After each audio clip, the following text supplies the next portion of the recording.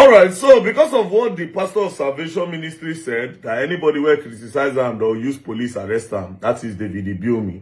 So I took my time yesterday to go through his preachings. And I think I understand why he says if you criticize him, they will arrest you. It is because he says a lot of nonsense. And truly, the man who like criticism. Because when I post yesterday, I see some people, some writers go in comment section, he start to delete comments. Do you understand? Now, I will show you people what I saw. Like I said, he says a lot of nonsense. A lot! For now, Prophet Jeremiah, I will take break from you. You understand? Let's start with David Ibiyeomie today. And throughout this week, we will continue. Now, let me play this.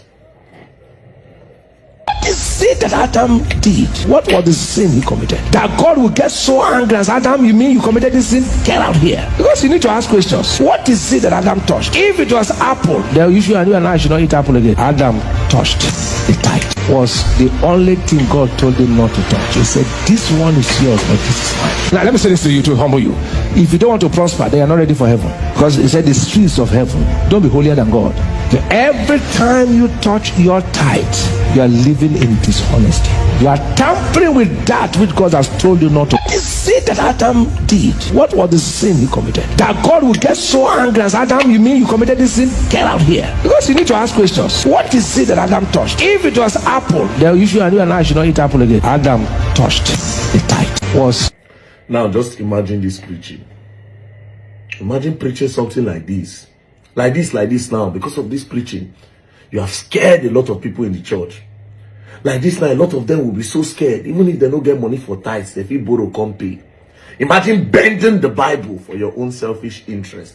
Because you want people to pay tithes. Just imagine it. Now, I don't know much about the Bible.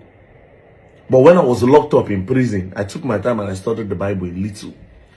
And I can tell you for a fact that what this man is saying here is all lies. How? The story of the Bible says that God created Adam, then he brought in Eve to support Adam. The reason why they were chased out of the Garden of Eden was because God gave them an instruction about the forbidden fruits. And he said, this is the fruit of good and evil. Do not go close to the fruit. And then they went to eat the fruit. Then when they realized that they were naked, God said, okay, these people they now have the knowledge I don't want them to have. So it's now time for them to go out of the kingdom. So leave. Now, he now placed a curse. And he said, from today, man, you shall till the ground. You go suffer, you will sweat before you eat. Why women? Your punishment is that before you give birth, there will be pains during childbirth. By this time, tithing have not yet existed. Because when their eyes were blind, when they could not see anything, they had everything in the garden. You want yam, you want tomato, you want bole, anything you want is in the garden. God gave them in abundance. Eat anything you like. Just don't eat this one. There was no tithing. They could eat anything. Now, when this curse happened, they left the Garden of Eden. Then they gave birth to Cain and Abel. I want to believe, based on what I read in the Bible, that the first tithing came from Cain and Abel. That the first tithing, because that was when Cain, according to what God taught, God said, from now on, man shall till the ground before they eat. Do you understand? So Cain being a farmer, then Abel being a shepherd, carrying sheep around. You don't go into poultry business and livestock business. Do you understand? Then this guy being a farmer, so it was now time for tithes. That's when I can say there was the first tithes. Going by the Christian religion about tithing, that's when I can say, okay, yes, that is the first tithes. Cain and Abel. So okay, it's appreciation day. Let's go and give God something, which they have now turned to 10% according to the religion now. Pastors of nowadays. Okay, let's give God something. What will I give God that will make God smile? Then Abel said, you know what? Let me give you my finest sheep. The one where no get spots. Then he carried it. And he sacrificed. According to the story, excuse me, then God smiled and said, very dark man Abel, you are my son. Take. Now Cain, taking his own tithes to God, He go find one fruit where don't spoil because he won't make money. He said, this is the one that we give God. Then he took it to go and give it to God. But God didn't accept it. God said, no.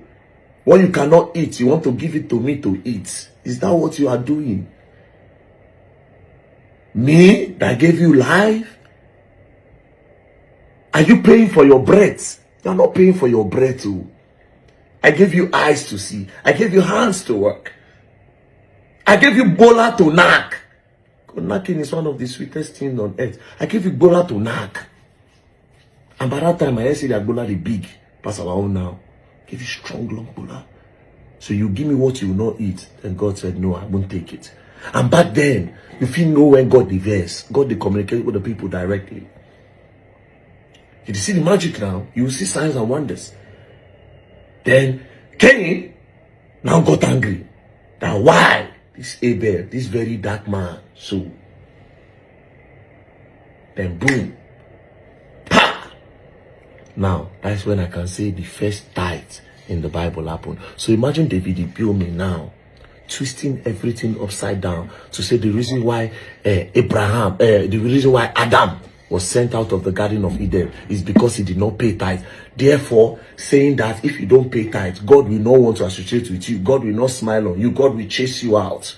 So you will come make a lot of your members now. They will fear.